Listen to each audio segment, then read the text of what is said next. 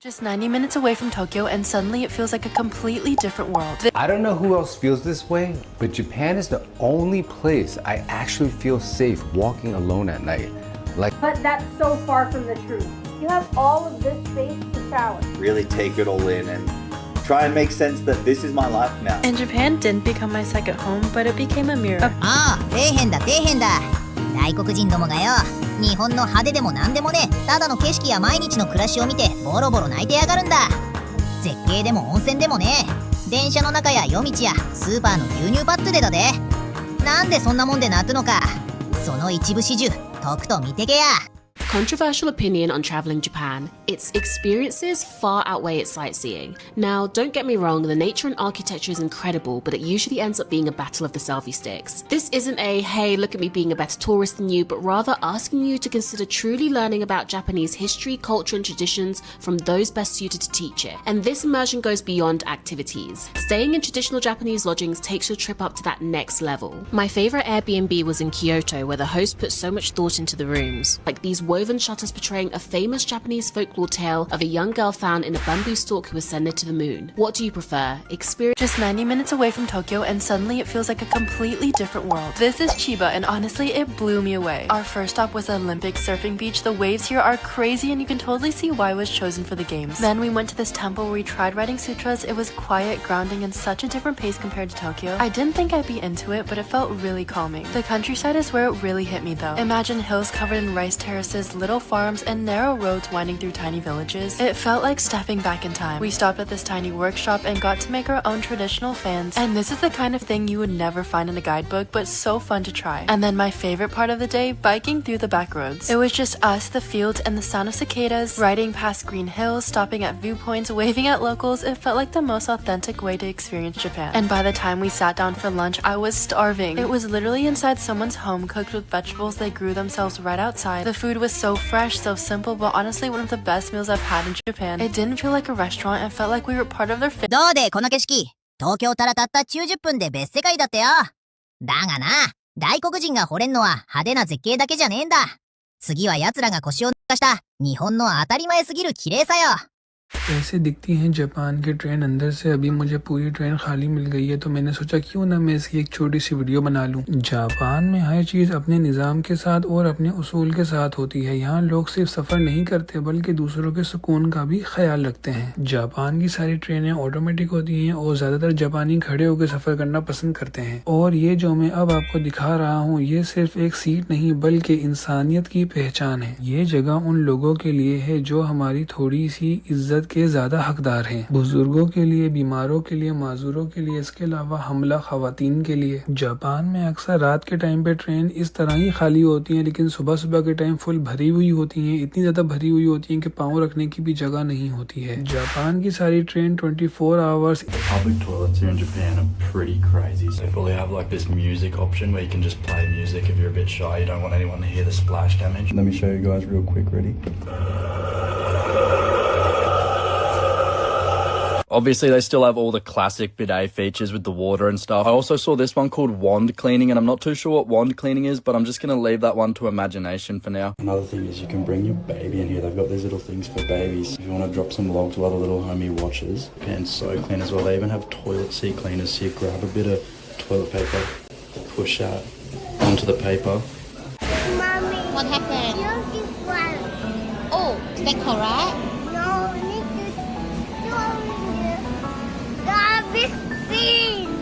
so should we throw for them? That's correct. 聞いたかい？ゴミ箱が一つもねえのに街はピカピカ。みんな黙って持ち帰るからだとよ。誰も見てなくたってちゃんとやる。それが日本だ。さて、そのピカピカの街は夜になるとどうなると思う？ Japan इतनी ज़्यादा safe country है कि रात के जितने बजे भी आप चाहें रात को निकल सकते हैं बगैर डरे हुए। अभी जापान में तकरीबन रात के 11:30 बज रहे हैं और आप देख सकते हैं रोड पे कितना सन्नाटा है, कितना सुकून है। गाड़ी चल रही है लेकिन कोई हॉर्न वगैरह किसी की कोई आवाज़ नहीं है। जापान में जगह जगह आपको इस तरह की वेंडिंग मशीन नज़र आएंगी जिसको जापानीज़ में जिदो हम्बाइकी कहते हैं, जिनके अंदर ड्रिंक्स होती हैं। अगर आपको प्यास लगे तो आप इजीली पानी पी सकते हैं यहाँ से। तो ये मुझे जापान की सबसे अच्छी बात लगती है कि यहाँ पे लोगों का काफ़ी ज़्यादा ख्याल किया जाता है। तो वहाँ से अंधेरे से चलता चलता मैं रोशनी की तरफ आ चुका हूँ। फाइनली जापान में सब शॉप्स वगैरह 10 बजे बंद हो जाती हैं सिवाय 7-Eleven और फैमिली मार्ट वगैरह के। बस यहाँ पे थोड़ी लाइट्स वगैरह हैं, बाकी ये शॉप भी बंद है लेकिन यहाँ पे लाइट्स वगैरह ऑन है, तो बस यहाँ थोड़ी रौनक है। बाकी आगे आप देख सकते हैं आगे भी अंधेरा ही अंधेरा है। और जैपनीज लोग सारे रहते भी बहुत तरीके से हैं। यहाँ पे तकरीबन सारे घर जो हैं बराबर बराबर बने हुए हैं, लेकिन घरों में से कोई आवाज़ नहीं आ रही है। ये लोग ज़रा सा भी शोर पसंद नहीं करते हैं और ना ही किसी। I don't know who else feels this way, but Japan is the only place I actually feel safe walking alone at night. Like, I feel at peace, just chill, just thinking about what snack I'm gonna get at the conveni. Meanwhile, in America, I don't even check the mailbox after dark. In America, I dress like a sleep-deprived substitute teacher, talking about hoodie, PJs, Crocs, phone in one hand, keys like a weapon in the other. Like, I intentionally look broke in the US because if you look too clean, too confident, that's a setup. But in Japan, I'll wear jewelry just to go to 7-Eleven. I'll take the long way home on purpose. There's something about... Come with me to shop at 7-Eleven Japan. They have so many good-looking things. Usually this is more filled up, but it is midnight right now, and there's still so many good choices. My boy loves spaghetti, so this is perfect. Y'all, look at these pre-made ramens. They look delicious. The smoothies here are so good. 夜中に一人で歩けて、宝石つけてコンビニ行ける。わざわざ遠回りして帰りたくなる夜だとよ。世界中探したって、こんな国はここだけだ。お次は外国人がうななった、日本の粋な技術と心配りを見てけや。Come with me to check out Team Labs in Kyoto.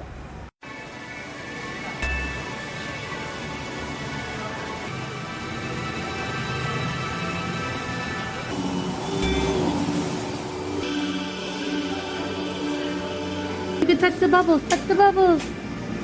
Whoa, Papa! I thought the one in Thailand was amazing, but this one has it beat.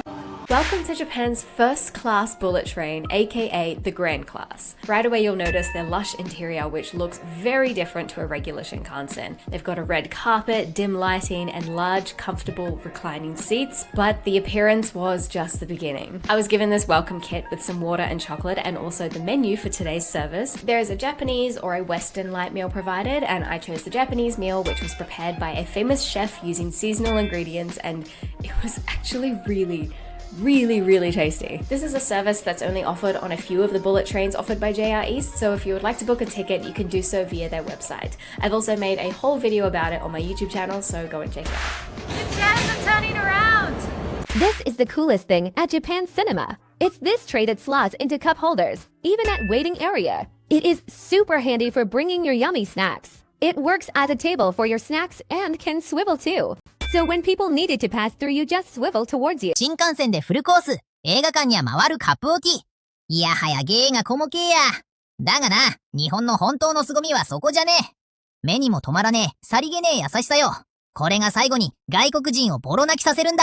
6 cool things about supermarket in Japan. Aside from the super affordable ready-to-eat meals, even more than convenience stores, first is their milk. You'll notice this stand which indicates pure milk. Those without are either skim or flavored or with added supplements. Second, juices. You'll notice that the closer it is to 100% fruit juice, the more realistic the fruit images on the packaging. The further away it is, the more cartoony they become, especially the 1%. Third is their gummies. They have chewiness level on the packaging. Apparently, 5 being the hardest level is meant to help with anxiety and stress. Fourth, hair and body care. You'll find this identifying marking where ones with broken lines mean shampoo and without conditioner. Ones with continuous line is body soap. Fifth, bread. You'll find clearly displayed large number on the packaging. This simply indicates how many slices of bread is inside. Lastly, 6 is fruit section, where sometimes you'll find this information. It indicates the sweetness level of the fruit they're selling. It works on a range, so it does take subjectivity into account. What do you think?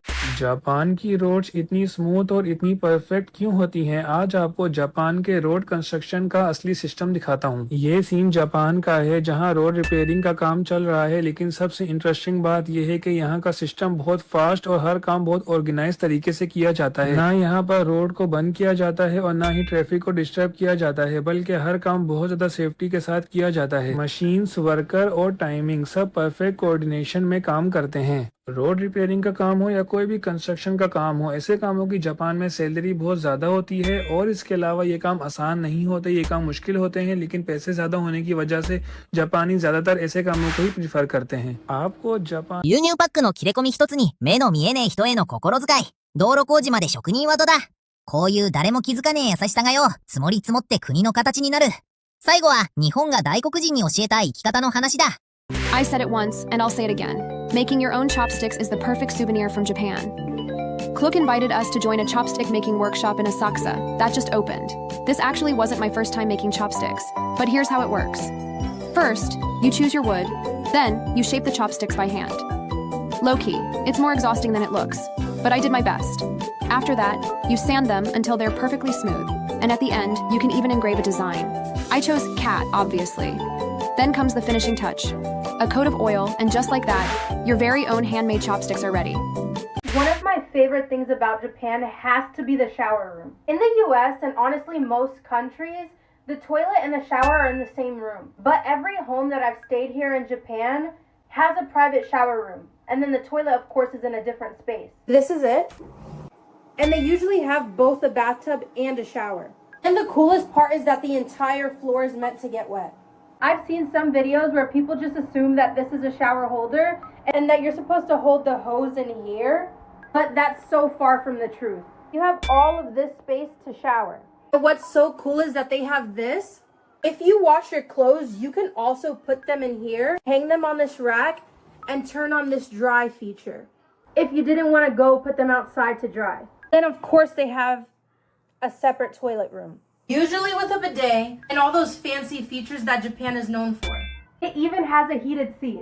I was told that this is supposed to be the area that you wash your hands, but I don't know, that just seems wrong to me. I know you already know about Dr. Yellow, Japan's rarest bullet train, but have you ever heard of Kyoto's rarest taxis? There's a taxi company called Yasuka Taxi, and their logo features a 3-leafed clover. They're available all over Japan, but only in Kyoto you might be able to spot a 4 or a 2-leafed clover, and it's said to bring you good luck. It started way back in 2002 when a customer sent in a suggestion letter to the company that said, I was collecting points for your taxi, so I was looking for your 3-leaf clover logo, but a wet leaf from yesterday's rain got stuck to the light and turned it into a 4-leaf clover. I'd love it if you ran a taxi with this symbol on it because I've received a series of good luck after riding in it. There are over 1,300 Yasuka taxis in Kyoto, and only 4 of them have a 4-leaf clover, and only 2 of them have a 2-leaf clover, which gives you the chance of riding in one in 650. If you do get to ride in it, you'll receive a commemorative letter and sticker congratulating you and wishing you good luck. So thanks to this one customer suggestion.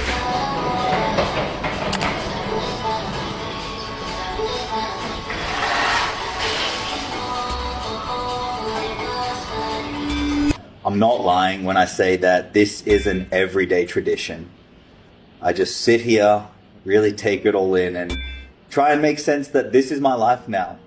I just watched Hikari's Rental Family and it reminded me why I've been to Japan over 14 times. Now, Japan isn't the only place that's impacted me, but it changed the way I see people now. There's just something about the way people show up for each other here. The way a stranger will walk you all the way to your train platform, or the way someone behind the counter remembers your face even if you've only been there once. It's gentle, it's intentional, and it's real. And it made me realize that connection doesn't always need to be loud to mean something. It can be quiet, subtle, shared in small moments like sitting next to someone on a train, eating at a tiny local shop, or watching the seasons change in a place that doesn't feel like yours but still moves you. And every single time I come back, I always learn something new about how to slow down, how to appreciate those tiny interactions. And Japan didn't become my second home, but it became a mirror, a place that reflects a calmer, more intentional version of me, and that is why I keep coming back. So if you 見たかい、派手な観光地で泣いたんじゃねえ。なんてことねえ毎日の優しさに世界が惚れて泣いたんだ。